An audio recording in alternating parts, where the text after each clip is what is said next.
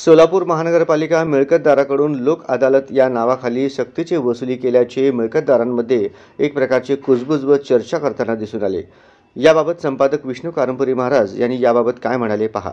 मनपा प्रशासनाचे लोक अदालतद्वारे सक्तीची वसुली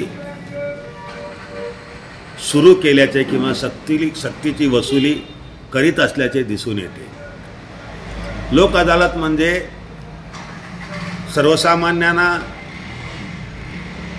नागरिक बंधू भगिनींना असं वाटतं की अदालत म्हणजे कोर्टासमोर उभा राहून आम्हाला या टॅक्स पद्धतीमध्ये काहीतरी कमी करतील, दंड कमी करतील किंवा व्याज कमी करतील अशा अपेक्षेने त्या ठिकाणी लोकांची गर्दी झालेली आहे। चांगला प्रतिसाद मिळाला, परंतु त्या ठिकाणी गेल्यानंतर प्रत्यक्षात नागरिक लोकांना असं दिसून आलं की तुमचा टॅक्स कुठेही कमी होणार नाही आणि तुम्हाला ते 2% व्याज भरते लावलेले आहेत, त्याच्यामध्ये अर्धा व्याज कमी होतो।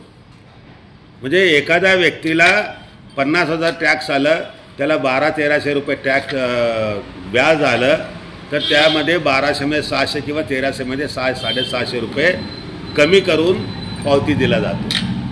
याला कसं लोक अदालत म्हणायचं?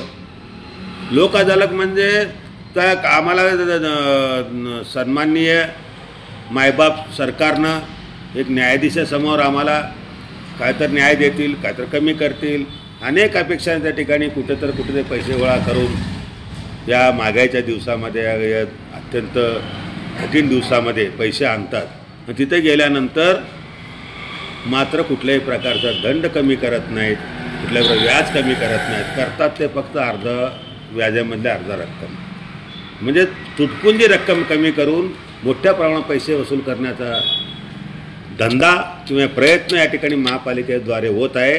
लोक अदालतच्या नावाखाली असं करणं योग्य नाही आणि अशा प्रकारची कुजबूज, अशा प्रकारची चर्चा, अशा प्रकारची एक प्रकारचं मनामध्ये शंका नागरिक बंधू भगिनीमध्ये दिसून येते। लोक अदालत करत असताना एखादा त्याच प्रशासनातील एक अधिकारी, मोठा अधिकारी किंवा आयुक्त पदाचा आयुक्त, उपायुक्त पदाचा अधिकारी त्या ठिकाणी बसून चर्चा करून किंवा जास्त आले चर्चा करून ते केलं पाहिजे, असं न करता मनमानी पद्धतीने लोक अदालतच्या नावाखाली सक्तीची वसुली महापालिका करीत आहे, असं मी या ठिकाणी विष्णू कारंपुरी महाराज आपल्यासमोर मांडत आहे।